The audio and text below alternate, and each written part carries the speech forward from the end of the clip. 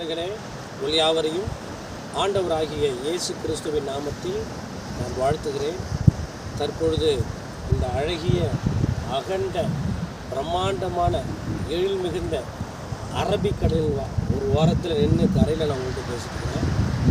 பின்னால் நீங்கள் லைட் ஹவுஸை பார்க்க முடியும். இந்த அரபிக்கடலை ஆண்டவர் மறுபடியும் இன்னொரு முறை பார்க்க எனக்கு கிருபை செஞ்சார். ஆண்டவர் பெரியவர் பாருங்கள். பள்ளி படிக்கிற நாட்களில், நம்ம பள்ளிக்கூடம் படிக்கிற நாட்களில் டூர் போகிறதுக்கு கூட பெருசாக எங்களுக்கு காசு கிடைக்காது. ஆனால் ஆண்டவர் பாருங்கள் எவ்வளவு ஒரு பெரியவர். இந்தியா முழுவதும் சும்மா சுற்றி சுற்றி காட்டிக்கிட்டு இருக்கிறாருங்க. கால ஊயம் அந்த ரொம்ப நல்லவர், அந்த பெரியவர். இந்த கடல்களுக்கு அவர் எல்லையை குறிச்சிருக்கிறார். இந்த கடல் கரையை கடந்து உள்ள வராதபடிக்கு ஒரு எல்லையை குறிச்சிருக்கிறாங்க.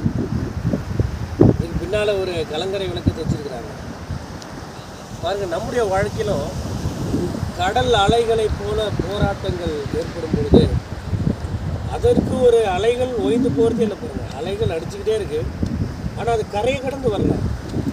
அதற்கு ஒரு எல்லையை ஆண்டவர் வைத்திருக்கிறார். அப்படித்தான் உங்கள் வாழ்க்கையில் இன்றைக்கு எத்தனையோ போராட்டங்கள், பிரச்சனைகள் கடல் அலைகளை போல கொந்தளித்து கொண்டிருக்கலாம்.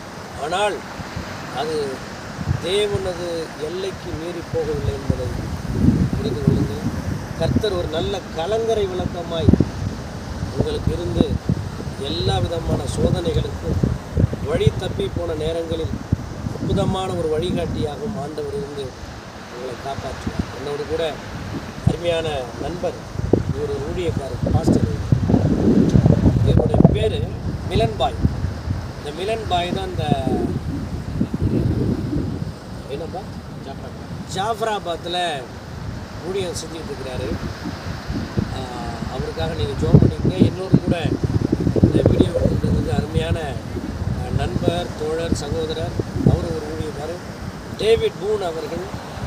அவர் அந்த காணொலியை பதிவு பண்ணிட்டு இருக்கிறாரு. அது மாத்திரம் இல்லாமல் அருமையான என்றும் வாலிபர் திரவியம் ஐயா அவர்களும் இங்கே வந்திருக்கிறார்.